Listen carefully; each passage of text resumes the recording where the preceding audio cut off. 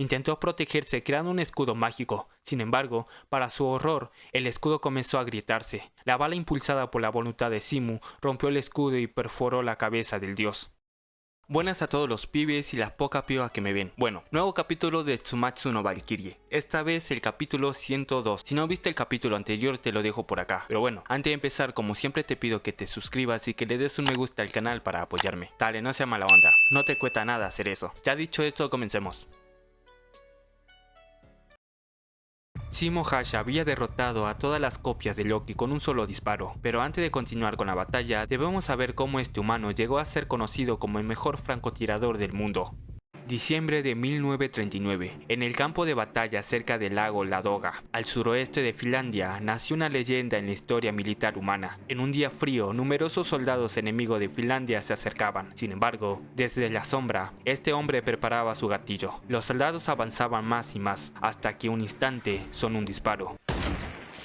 Un enemigo cayó, luego otro, y otros más. Esos disparos provenían de Shimo Hasha, quien, oculto en los árboles, eliminaba a sus blancos con una precisión letal. En ese instante contó 137 bajas, 137 enemigos abatidos por su mano. ¿Pero cómo surgió todo esto? Bueno, el 30 de noviembre de 1939, de forma repentina, la Unión Soviética invadió unilateralmente Finlandia. La ofensiva comenzó principalmente desde 4 frentes distintos. Un ejército colosal de 1 millón de soldados soviéticos contrastaban con el pequeño ejército finlandés, que apenas llegaba al 30% de esa cifra, unos 250.000 hombres, entre extranjeros y cazadores. Este conflicto pasaría a la historia como la llamada Guerra del Invierno. En el sudeste de Finlandia, en la línea de defensa del río Koya, unos soldados finlandeses resistían en las trincheras. Al observar a través de sus binoculares, se paralizó de miedo. Venían miles de soldados enemigos. En la línea de defensa de Koya, el ejército soviético había lanzado el ataque de una brigada de 4.000 hombres. En contraste,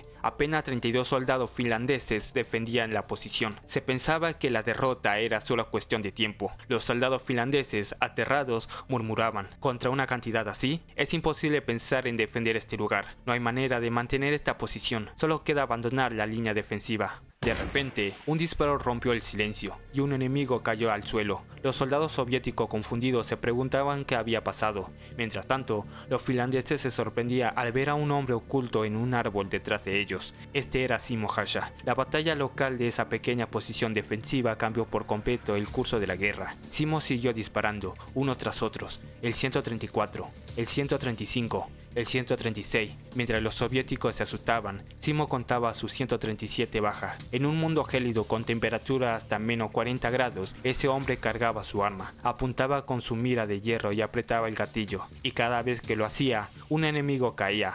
Su puntería era del 100%. Un soldado enemigo comentó: debe estar a unos 500 metros de distancia de la línea defensiva. ¿En serio no está disparando desde allá? Antes que pudiera terminar de hablar, recibió un disparo en la cabeza y cayó. Shimo contó a ese enemigo como el 138. El miedo se propagaba rápidamente en los soviéticos, que comenzaron a llamar a Shimo la muerte blanca. Sin más, los enemigos comenzaron a retirarse mientras que gritaban: estamos en la mira de la muerte blanca. Los finlandeses celebraron a ver la retirada del enemigo. El miedo y la confusión se propagaba como fuego entre los soviéticos. En los registros se dejó constancia: la unidad defensiva del río Koya, con apenas 32 hombres, detuvo el avance de más de 4.000 soldados soviéticos. Los soldados finlandeses coreaban el nombre de Shimo Hasha, conocido como la Muerte Blanca. Fuerza Terrestre, 12ª División, 6ª Compañía, francotirador. Así figuraba en los registros oficiales. Esa noche los soldados finlandeses acamparon felices, ya que podían celebrar Navidad sanos y salvos, algo que parecía imposible,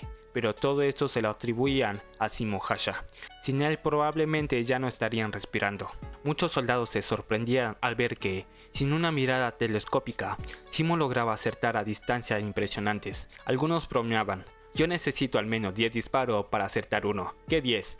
Sería 1000 disparos, respondía otro entre las risas, pero detrás de esa risa se ocultaba su deseo más profundo. Esto era que el ejército soviético se retirara pronto. Estos querían volver a sus vidas, abrazar a su familia, saborear una sopa caliente preparado por sus madres, y tenían la esperanza que lo lograrían mientras que Shimo estuviera con ellos. Para los soldados, Shimo no era solamente un héroe, se había convertido en un dios protector. Sin embargo, mientras todos pensaban que Shimo era indestructible, en su carpa, él contaba las muertes: 139, 130, 131, 132. 133. Sentado bajo una frazada con el rostro asustado, susurraba. 134, 135, 136, 137.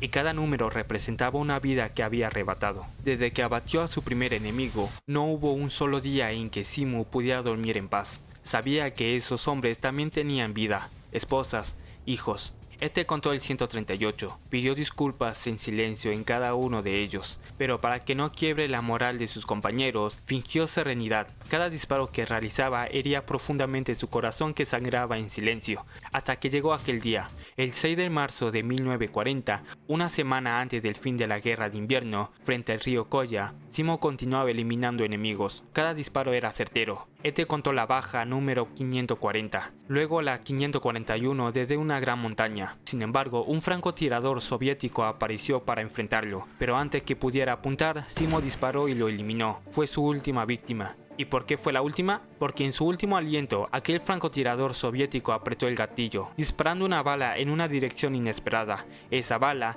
que en condiciones normales jamás habría acertado, rebotó en una piedra y se desvió directamente hacia Simu. Él vio la bala, pero no tuvo tiempo de reaccionar y fue herido en la mandíbula, cayendo al suelo. Sus compañeros alarmados corrieron hacia él y llamaron a un médico. En el medio del dolor insoportable, Simu miró al cielo y susurró: "No creo que esto sea suficiente para rendirme, pero aún así, aunque sea solo un poco, siento que he sido salvado".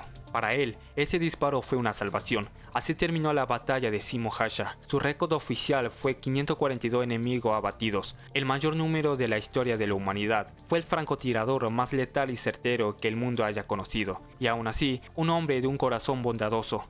De vuelta al presente, Simu hace un pacto con la muerte. Usa un riñón para crear una nueva bala, una acción que generaba un gran dolor tanto a él como a su valquiria. Sin más, apunta a una gran distancia hacia Loki, quien estaba escondido en un árbol, sintiendo que el humano lo estaba localizando. El plan de Loki era simple: dejarse disparar para ubicar la posición del tirador, pero Simu apretó el gatillo. El disparo fue tan potente que lo hizo retroceder. La bala se acercó a Loki, quien, con su sentido divino, detectó la trayectoria. Para un dios, detectar la velocidad de una bala era algo fácil. Ahora conocía la ubicación del tirador. Loki creó ilusiones de otros dioses como escudo, pero para su sorpresa, la bala atravesó a esos tres al mismo tiempo, continuando su trayectoria hacia él. Loki había visto la dirección del disparo. Intentó protegerse creando un escudo mágico. Sin embargo, para su horror, el escudo comenzó a agrietarse. La bala, impulsada por la voluntad de Simu, rompió el escudo y perforó la cabeza del dios. Simu, desde su posición, contó dos, su segunda víctima. Y bueno, gente, hasta aquí el capítulo de hoy. Este capítulo de Tsumatsu muestra a Simu Hasha como el símbolo del espíritu humano llevado al límite. Se destaca su habilidad como francotirador durante la guerra de invierno, donde con 542 bajas se convirtió en una leyenda, pero también se revela su lado humano, lleno de culpa y de dolor por cada vida que arrebató. En el Ragnarok, Simu se enfrenta a Loki, un dios tramposo, demostrando que su precisión y voluntad puede superar incluso a los dioses. La escena final, donde dispara una bala creado por su propio riñón y atraviesa todas las ilusiones y defensas, refleja el mensaje central: la convicción humana es más fuerte que cualquier poder divino. A pesar de su imbatibilidad, Simu sigue contando la muerte, mostrando que para él cada disparo tiene un precio emocional. Bueno, muchachos, espero que les haya gustado y sobre todo entretenido. Nos veremos en un próximo video. Adiós.